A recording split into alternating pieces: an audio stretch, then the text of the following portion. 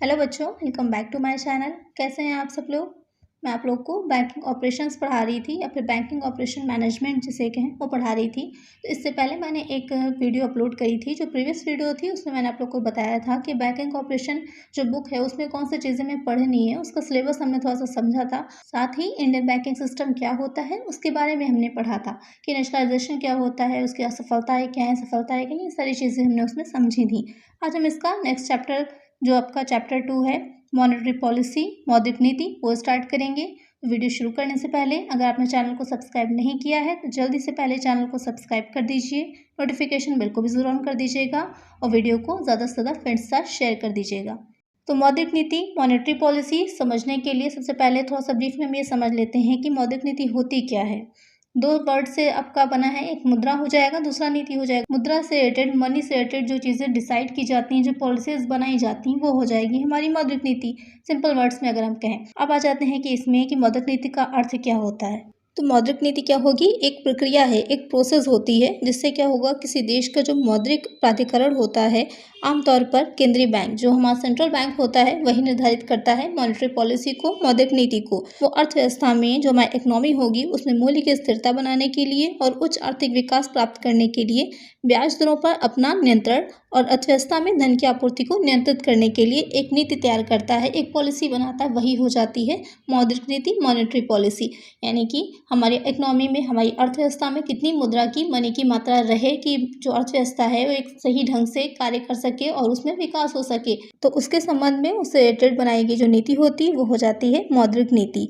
अब अगर बात करते हैं हम इसकी डिफिनेशन की, तो जो हैरी जी जॉनसन थे उन्होंने एक डिफिनेशन दी थी इसके बारे में। वैसे तो आपकी बुक में कई डिफिनेशंस दे रखी होंगी, ये डिफिनेशन काफ़ी अच्छी भी है, इम्पॉर्टेंट भी है कि मौद्रिक नीति का आशय उस नीति से है जिसके द्वारा केंद्रीय बैंक सामान्य आर्थिक नीति के उद्देश्यों की पूर्ति के लिए मुद्रा की पूर्ति को नियंत्रित करता है। Johnson defined monetary policy as policy employing central bank control of the supply of money as an instrument for achieving the objects of general economic policy. जो हमारी आर्थिक नीति बनाई गई है उस आर्थिक नीति के जो भी उद्देश्य होते हैं उसको पूरा करने के लिए, उसके ऑब्जेक्टिव्स को पूरा करने के लिए जो मौद्रिक नीति होती है वो हमारा केंद्रीय बैंक उसे एक इंस्ट्रूमेंट, एक उपकरण की तरह यूज़ करता है। आप आगे पढ़ेंगे जो मौद्रिक नीति होती है, मॉनेटरी पॉलिसी है, उसके भी अपने बहुत से इंस्ट्रूमेंट होते हैं जिसके माध्यम से वो अर्थव्यवस्था में मुद्रा की मात्रा को जो केंद्रीय बैंक होता है वो नियंत्रित रखता है, जिससे कि बहुत ज़्यादा न ही मुद्रास्फीति की स्थिति बने न ही मुद्रा अपस्फीति की। तो ये हो जाती है मौद्रिक नीति की डिफिनेशन। तो इसमें कौन सी चीज़ें मेनली प्रभावित होती हैं या इसमें सम्मिलित होंगी ये कहा जाएगा। तो मुद्रा की पूर्ति है, मुद्रा की मांग, मुद्रास्फीति, केंद्रीय बैंक है, साख सृजन है एवं वित्तीय संस्थाएं। तो ये चीज़ें शामिल हो जाती हैं मौद्रिक नीति में। अब आइए देखते हैं कि मौद्रिक नीति तो हमने समझ लिया कि क्या होती है, इसके उद्देश्य क्या होते हैं, कि इसके लक्ष्य क्या हैं, ऑब्जेक्टिव्स और गोल्स ऑफ मॉनेटरी पॉलिसी। तो इसका पहला उद्देश्य, पहला गोल हो जाता है कि अर्थव्यवस्था में पूर्ण या उच्च स्तरीय रोजगार बनाए रखना, मेंटेनेंस ऑफ फुल और हाई लेवल ऑफ एम्प्लॉयमेंट। तो इसके अंतर्गत ये रहता है कि जो मौद्रिक नीति हो इस तरह से बनाई जाए कि मुद्रा की मात्रा इस तरह से मार्केट में रहे, इकोनॉमी में रहे, उससे उच्च स्तरीय रोजगार को बनाया जा सके। मतलब ये कहने का कि उच्च स्तरीय रोजगार ये रहेगा कि जो मुद्रा की मात्रा होती है मार्केट में एक सफिशिएंट उसमें रहेगी, तब तो सबके पास रोजगार भी रहता है क्योंकि पर्याप्त मात्रा में उत्पादन होगा तो रोजगार भी रहेगा। लेकिन अगर उसमें कभी भी मुद्रास्फीति या मुद्रा संकुचन की स्थिति आती है तो वहाँ पर इकोनॉमिक कंडीशंस भी क्या होती हैं, थोड़ी सी डिस्टर्ब हो जाती हैं। फिर आ जाता है मूल्य में स्थायित्व बनाए रखना, मेंटेनेंस ऑफ प्राइस स्टेबिलिटी। जो मूल्य होता है आपको पता ही होगा कि मुद्रा जो होती है उसका भी अपना मूल्य होता है, क्रय शक्ति होती है, तो उसमें स्थायित्व बनाए रखना।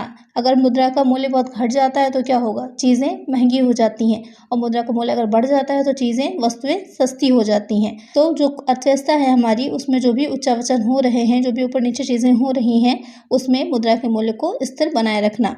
नेक्स्ट आ जाता है विनिमय स्थिरता, एक्सचेंज स्टेबिलिटी। आज के टाइम में जैसे कि आप लोग जान रहे हैं वैश्वीकरण बहुत ज़्यादा बढ़ गया है, ग्लोबलाइजेशन बहुत ज़्यादा हो गया है, हम बाहर निकल के अगर दूसरे देशों के साथ व्यापार कर रहे हैं तो ऐसे सिचुएशन में विनिमय की जो दर होती है उसमें काफ़ी ऊपर नीचे चीज़ें होती रहती हैं। कुछ देश ऐसे हैं जिनसे हमारी मुद्रा की दर क्या है, अच्छी है, कहीं पर हमारी मुद्रा की दर जो है कम है। इसका रीज़न ये हो जाता है कि जो भी अंतर्राष्ट्रीय स्तर पे मुद्रा में बदलाव हो रहे हैं वहाँ पर अपने आप को जो हमारी मुद्रा है उसकी जो विनिमय दर है उसको स्थिर बनाए रखना, या फिर उसमें ज़्यादा उच्चावचन ना आने देना, जिससे कि हमें किसी तरह की हानि ना होने पाए या फिर हमारा जो भुगतान संतुलन है वो प्रतिकूल ना हो। नेक्स्ट आ जाता है आर्थिक विकास, इकोनॉमिक ग्रोथ। आर्थिक विकास में भी मौद्रिक नीति बहुत इंपॉर्टेंट होती है, क्योंकि मौद्रिक नीति के अंतर्गत ही क्या होगा, जो ऋण लिया जाता है, डेप्ट होता है, उसकी भी दरें निर्धारित की जाती हैं। अगर हम जो ऋण होगा उसकी दर अधिक निर्धारित कर देंगे तो क्या होगा, लोगों का निवेश कम हो जाएगा, क्योंकि ऋण जो है कम ले पाएंगे, इसलिए इन्वेस्टमेंट लोगों का कम हो जाएगा, जिससे कि उत्पादन पर भी सीधा प्रभाव पड़ेगा। लेकिन अगर हम दर कम कर देंगे तो वहाँ पर क्या रहेगा, जो इन्वेस्टमेंट होगा वो बढ़ जाएगा, जिससे कि उत्पादन ज़्यादा होगा। उत्पादन ज़्यादा होगा तो ज़्यादा चीज़ें अवेलेबल हो जाएंगी, रोजगार की स्थिति बढ़ेगी। तो सीधा इसका कनेक्शन हो जाता है आर्थिक विकास के साथ। नेक्स्ट आ जाता है आय स्थिरता, इनकम स्टेबिलिटी। जो मौद्रिक नीति होती है वो अर्थव्यवस्था में मुद्रा की मात्रा को बढ़ाने या घटाने में बहुत इंपॉर्टेंट रोल प्ले करती है, क्योंकि जो इसके इंस्ट्रूमेंट होते हैं, जो इसके उपकरण होते हैं, अभी आगे आप पढ़ेंगे, उसके माध्यम से या उसका प्रयोग करके किसी भी अर्थव्यवस्था में मुद्रा की मात्रा को घटाया या बढ़ाया जा सकता है। तो उसका लोगों की, व्यक्तियों की आय पर बहुत सीधा प्रभाव पड़ता है। नेक्स्ट आ जाएगा तटस्थ मुद्रा, न्यूट्रल मनी। इसका अंतर्गत किया जाता है कि जो भी मुद्रा है उसको इस प्रकार नियंत्रित किया जाए कि जो चलन में उसकी कीमतें हैं, उसकी वैल्यू है, उसका मूल्य है, वो प्रभावित ना हो। तो ये हो जाएंगे जो हमारी मौद्रिक नीति होती है उसके उद्देश्य या फिर लक्ष्य। तो अभी जैसे कि मैंने पहले आप लोग को बताया था कि जो मॉनेटरी पॉलिसी होती है उसके कुछ इंस्ट्रूमेंट्स होते हैं, कुछ टूल्स होते हैं कि किस तरह से हमने जो मौद्रिक नीति बनाई है वो इकोनॉमी में, अर्थव्यवस्था में कार्य करती है। तो वो अपने उपकरणों के माध्यम से, अपने टूल्स के माध्यम से कार्य करती है। तो ये दो तरह के होते हैं, एक होते हैं परिमाणात्मक साख नियंत्रण, दूसरे हो जाते हैं चयनात्मक साख नियंत्रण। जो मौद्रिक नीति होती है मेनली जो काम करेगी वो साख पर नियंत्रण रखकर ही कार्य करती है। जब वो साख पर नियंत्रण रखती है तभी इकोनॉमी में जो मुद्रास्फीति है या मुद्रा संकुचन है, दोनों ही स्थितियों का सामना कर पाती है, दोनों को ही आने से रोकती है।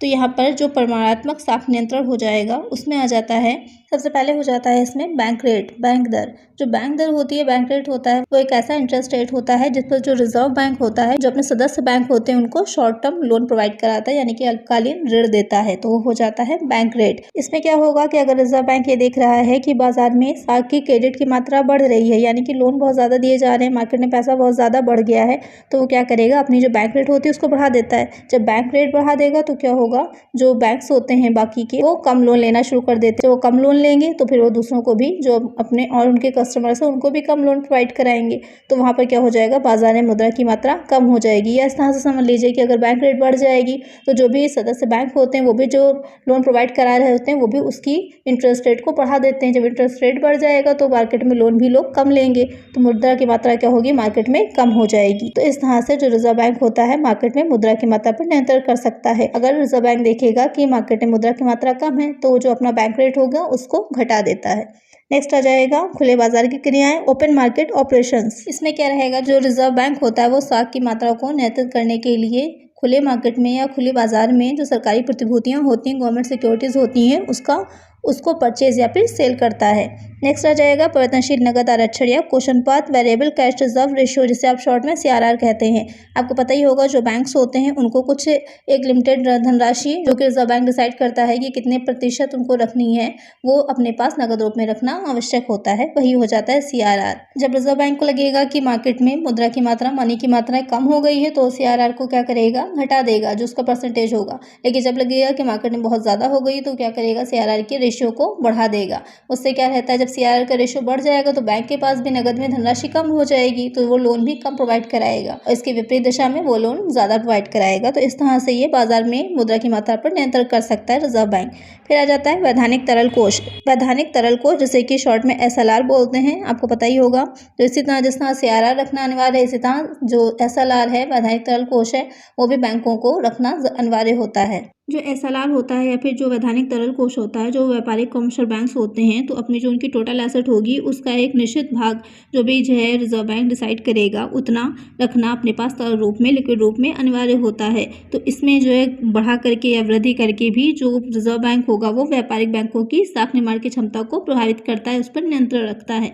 तो इस तरह से जो परिमाणात्मक साख नियंत्रण की, क्वांटिटेटिव क्रेडिट कंट्रोल की जो उपकरण है, उसके माध्यम से जो रिजर्व बैंक होगा अपनी मॉनेटरी पॉलिसी को बनाएगा और मार्केट में मुद्रा की मात्रा पर नियंत्रण रखता है। दूसरा आ जाएगा चयनात्मक साख नियंत्रण। इसमें जो फर्स्ट पॉइंट रहेगा विभेदक ब्याज दरें, डिफरेंशियल रेट ऑफ इंटरेस्ट, कि अलग अलग तरह के ऋणों पर या अलग अलग तरह की इंटरेस्ट रेट डिसाइड कर देगा। ऋणों पर प्रतिबंध, एडजस्टिंग मार्जिन ऑफ लोन, यानी कि डिसाइड करना कि किसी भी तरह के जो लोन दिया जा रहा है या किसी भी सेक्टर में लोन नहीं दिया जाएगा या इतनी सीमा तक ही दिया जाएगा। साख की राशनिंग करना, राशनिंग ऑफ क्रेडिट, तो उसमें पहले से निर्धारित कर देगा कि किस उद्योग पर कितना लोन दिया जाएगा। नैतिक अनुनय और प्रत्यक्ष कार्यवाही, तो ये हो जाएंगे आपके चयनात्मक साख नियंत्रण, सिलेक्टिव क्रेडिट कंट्रोल। तो इसको भी अच्छे से ध्यान से देख लीजिएगा, आपका एग्जाम में यही क्वेश्चन पूछ सकता है कि मौद्रिक नीति के उपकरण कौन से होते हैं। तो 2 तरह के आपके हो जाएंगे, इसको आपको डिटेल में लिखना होगा। आप साथ में इस तरह से भी फिगर बना सकते हैं, तो मार्क्स आपको अच्छे मिलेंगे। हमने ये तो समझ लिया कि मौद्रिक नीति क्या होती है, उसके उद्देश्य क्या हैं, गोल्स क्या हैं, साथ ही क्या उसके उपकरण होते हैं, टूल्स कौन से होते हैं। अब हम देखते हैं कि जो मौद्रिक नीति है उसकी सफलता में बाधा डालने के वाले घटक या factors obstructing the success monetary policy, यानी कि जो मौद्रिक नीति है उसकी सफलता में कौन से ऐसे जो तत्व हैं जो बाधा डालते हैं। तो पहला हो जाएगा अमौद्रिक क्षेत्र की विद्यमानता, existence of a non monetary sector. तो आपने जितनी भी चीज़ें अभी तक पढ़ी तो उसका सीधा रिलेशन, सीधा संबंध किससे था, मनी से था, मुद्रा से था। लेकिन हमारे देश में बहुत सा अमौद्रिक क्षेत्र भी विद्यमान है जिस पर मौद्रिक नीति का प्रभाव नहीं पड़ता। तो इस वजह से भी जो मौद्रिक नीति है वो पूरी तरह सफल नहीं हो पाती।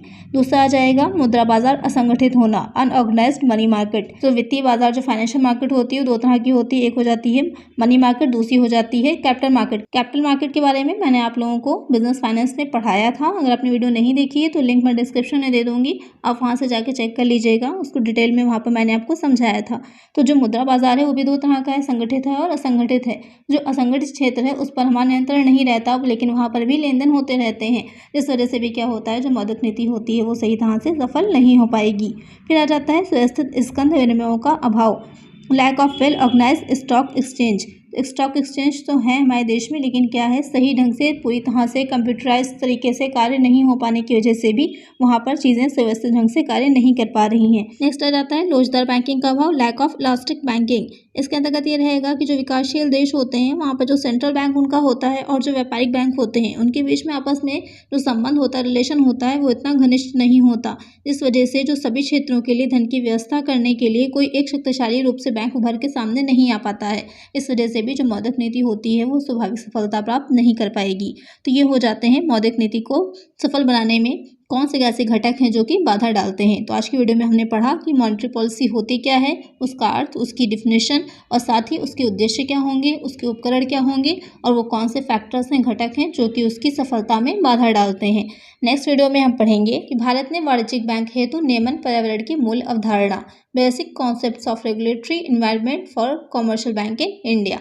आई होप आपको आज की वीडियो अच्छी लगी होगी। अगर वीडियो अच्छी लगी हो तो जल्दी से लाइक कर दीजिए और अगर आपने अभी तक चैनल को सब्सक्राइब नहीं किया है तो जल्दी से चैनल को सब्सक्राइब कर दीजिए। नोटिफिकेशन बेल को भी जरूर ऑन कर दीजिएगा और ज़्यादा से ज़्यादा फ्रेंड्स के साथ वीडियो को शेयर कर दीजिएगा।